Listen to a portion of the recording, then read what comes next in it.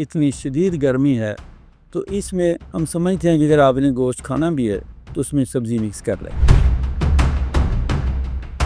देख लें, अभी जाके आप एमरजेंसी चेक करें, अब हॉस्पिटल के वहाँ पे मैदे के मरीज़ कितने लोग आ रहे हैं, और यही सिर्फ गोश्त की वजह से। ग़िज़ा में अपने ऑयली चीज़ें कम से कम करें, और ये जो ज़्यादा फास्ट फूड है, ज़्यादा स्पाइसी चीज़ें, ख़ासकर इस मौसम में, इससे आप बचें। मैदे के मसाइल, बदहज़मी, कब्ज़ का जो मसला है, उसकी सबसे बड़ी वजह ये चाय है। हमने अपनी ग़िज़ाओं का कुछ कम्बिनेशन ऐसा कर लिया है जिसकी वजह से हमारी बीमारियां बढ़ गई हैं। ये जितने कोल्ड ड्रिंक्स है, सॉफ्ट ड्रिंक्स हैं, तो ये एनर्जी को बूस्ट करते हैं, ये आपके सिस्टम को जाके मज़ीद ख़राब करते हैं। सिस्टम में खुश्की पैदा होती है, जिसकी वजह से आपके जॉइंट पेन्स, ये जितने भी आजकल आ रहे हैं ना, छोटे छोटे बच्चे, उनके सर में भी खुश्की है। लिहाजा हमें मौसम की मुनासिबत से अपनी खुराक पे नज़रसानी करनी चाहिए।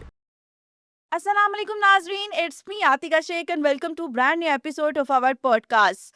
आज का टॉपिक बहुत अहम होने जा रहा है।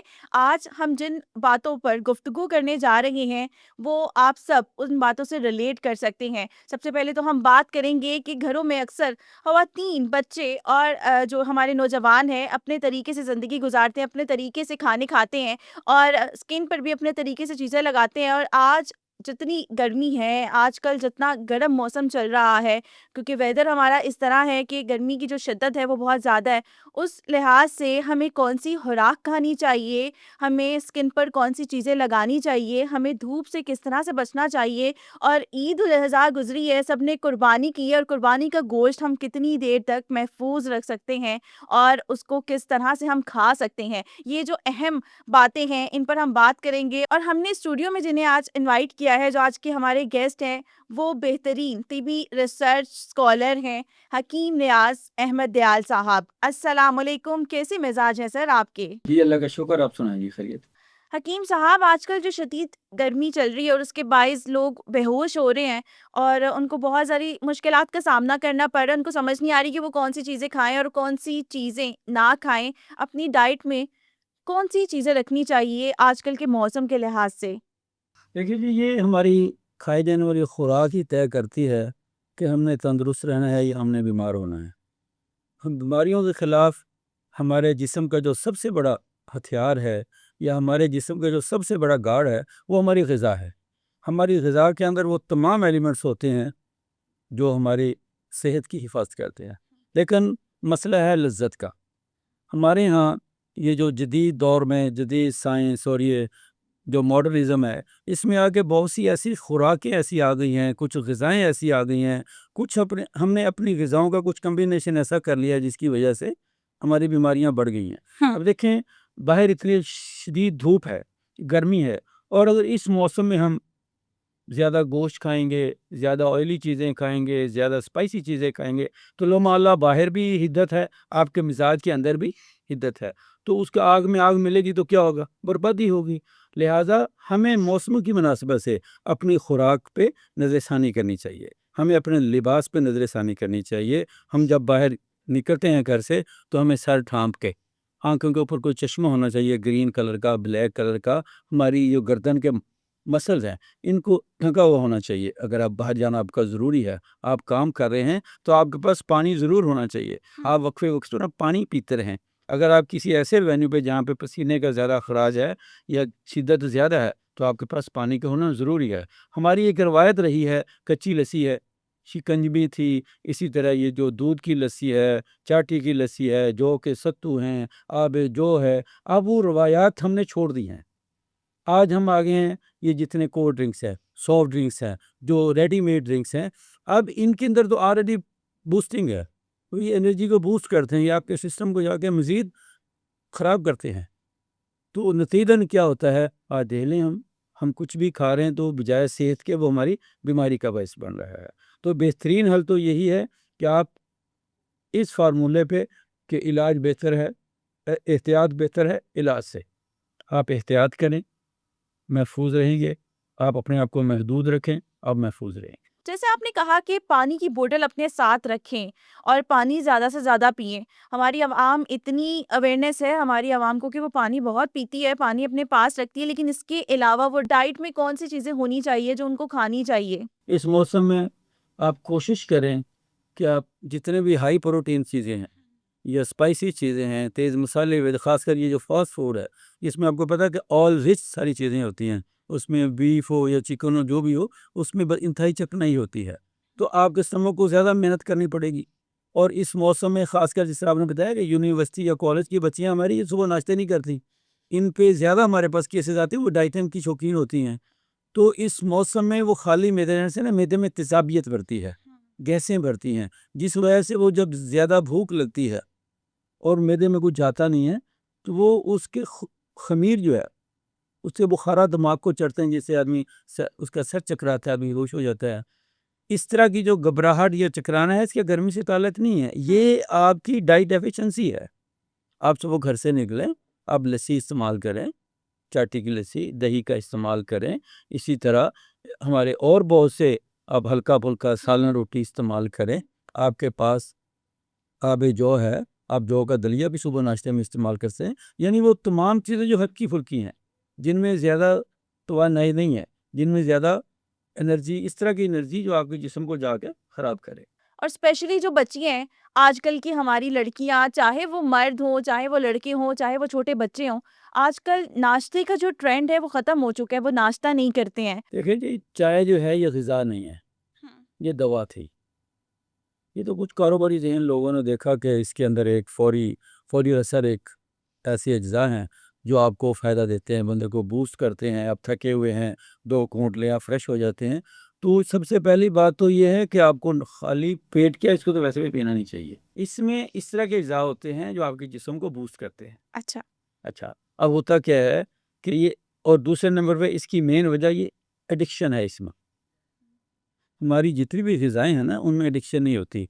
अब इसका एक आदमी 1 कप पीना शुरू करें, कुछ अर्से के बाद आपको 2 की तलब होने लगेगी। हुँ।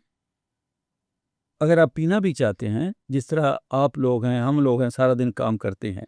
अगर आपने सिपहर जिसे कहते हैं, जब आप सारा दिन आपने एग्ज़ॉस्ट हो गए हैं, आपके जिस्म में नकाहत आ रही है, सुस्ती आ रही है, फिर इसको लें।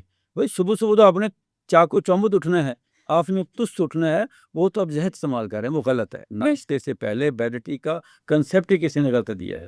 आजकल ट्रेंड बन चुका है, लोग नाश्ते को प्रेफ़र नहीं करते और सुबह-सुबह निहार मुँह चाय पी लेते हैं।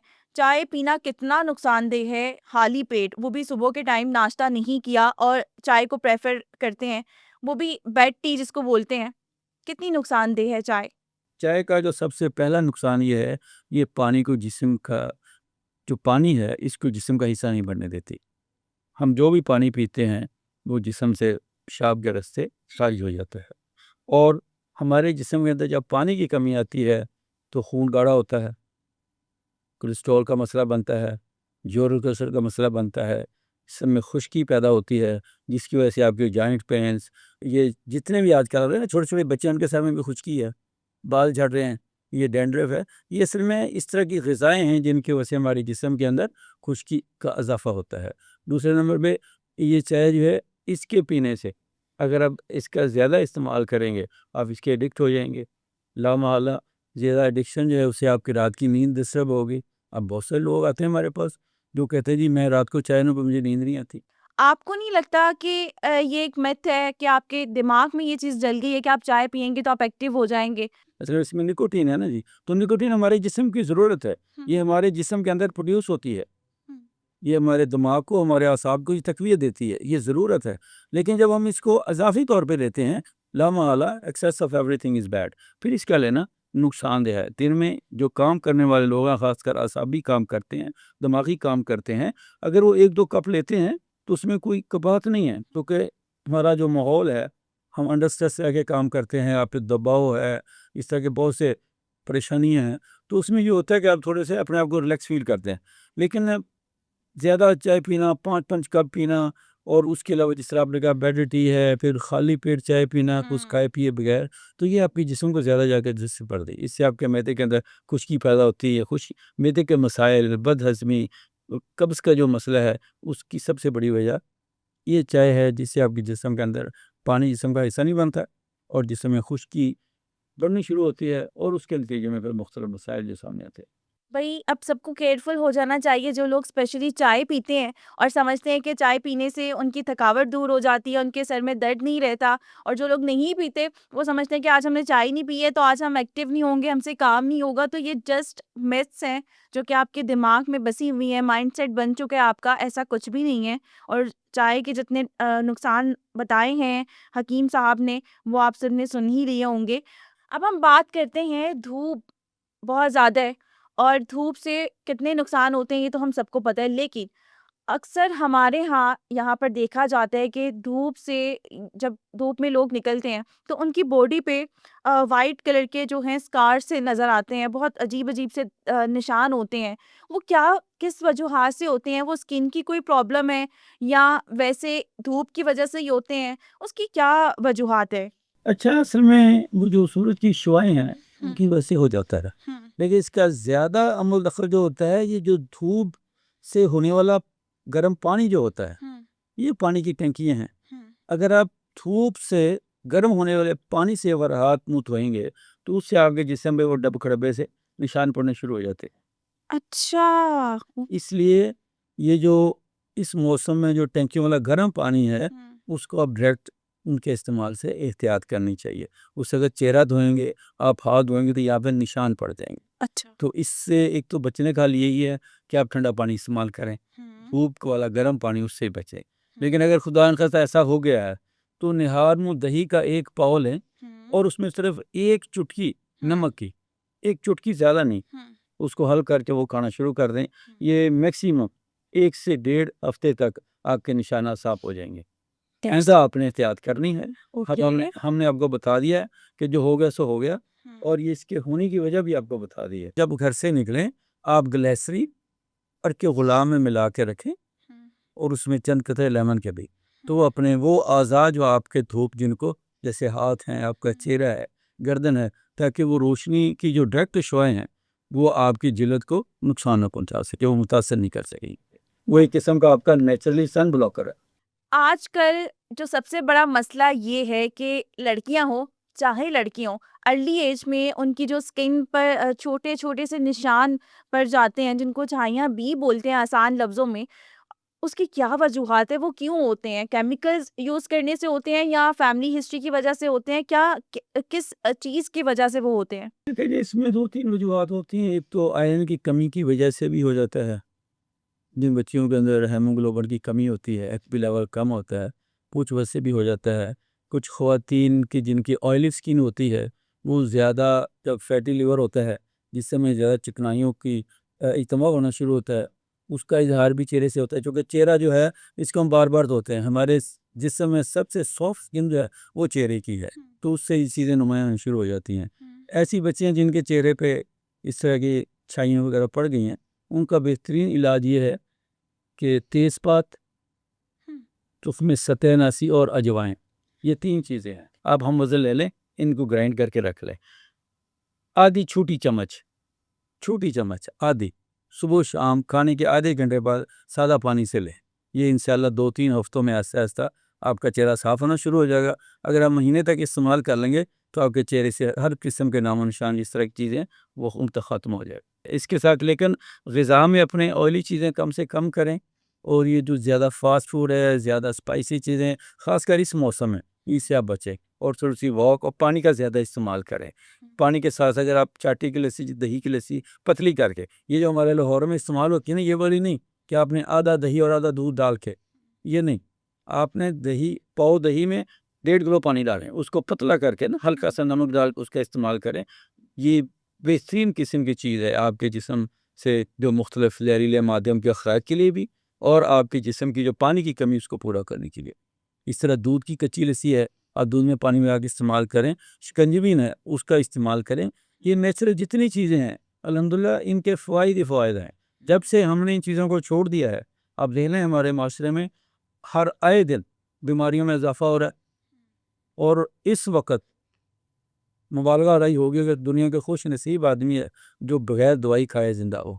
हकीम साहब, अभी ईद उल अज़हा गुज़री है और कुर्बानी माशाल्लाह से कुर्बानी का जो गोश्त है वो सभी की फ्रिज में मौजूद है और डेली की रूटीन में वो बनता है, वो डेली खाते हैं। इतनी शदीद गर्मी में गोश्त को किस तरह से खाया जाए? क्या डेली गोश्त खाना नुकसानदेह है या बिल्कुल सही है, खा सकते हैं गोश्त? देखें जी, खाना ज़रूरी है, ज़्यादा खाना वो मुनासिब नहीं। हाँ। अपनी कैपेसिटी के मुताबिक, वैसे भी कहा जाता है, तभी माहिरीन कहते हैं कि आप हमेशा अपने मैदे में भूख छोड़ के खाना खाएं। हाँ। अगर आपकी गुंजाइश एक पाव की 100 ग्राम की है तो आप 80-90 ग्राम तक खाएं ताकि आपके मैदे में गुंजाइश हो। तो इस मौसम में ख़ासकर जब आपको, अभी हम बात कर रहे हैं गर्मी पे, इतनी शदीद गर्मी है, तो इसमें हम समझते हैं कि अगर आपने गोश्त खाना भी है तो उसमें सब्ज़ी मिक्स कर लें अच्छा। और कोशिश यही करें कि 100-200 ग्राम से ज़्यादा गोश्त इस्तेमाल न किया जाए। अगर आप ज़्यादा इस्तेमाल करेंगे तो उसका फ़ायदा कोई नहीं होगा। जिस तरह आजकल देख लें, अभी जाके आप एमरजेंसी चेक करें, आप हॉस्पिटल के वहाँ पे मैदे के मरीज़ कितने लोग आ रहे हैं, और यही सिर्फ गोश्त की वजह से। तो लिहाजा उस खाए का क्या फ़ायदा जो बाद में आपके लिए मज़ीद वबाल का बायस बन जाए। पट पे सोना जरा कना नु खाए, क्या फ़ायदा ऐसी खुराक का या ऐसी चीज़ का जो आपको बजाय फ़ायदे के नुकसान दे।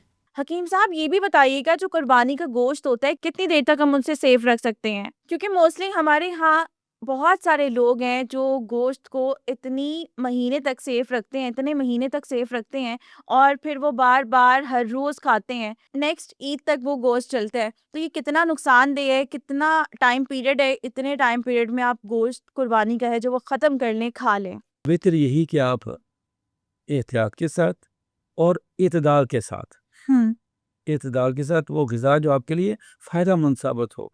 आप इतनी मेहनत भी करते हैं तो उसका कोई फ़ायदा ना हो, ठीक है, गोश्त आप रखें संभाल के। थैंक यू सो मच, आपका बहुत शुक्रिया हमें अपना कीमती टाइम देने का। आप आए और होप सो कि हमारी ऑडियंस देखने वाली जितने भी उनके दिमाग में क्वेश्चंस थे वो क्लियर हो गए होंगे। और अगर कुछ क्वेश्चंस रहते हैं, कुछ मिथ्स हैं जो उनके दिमाग में हैं और उनको लगता है कि हम सही हैं और ये सारी चीज़ें जो उनसी हैं ये गलत हैं, तो वो कमेंट सेक्शन में हमसे ज़रूर शेयर करिएगा। नेक्स्ट प्रोग्राम में फिर मिलेंगे नए सवालात के साथ, नए गेस्ट के साथ। अब तक ने अपनी होस्ट आतिका शेख को इजाज़त। अल्लाह हाफ़िज़।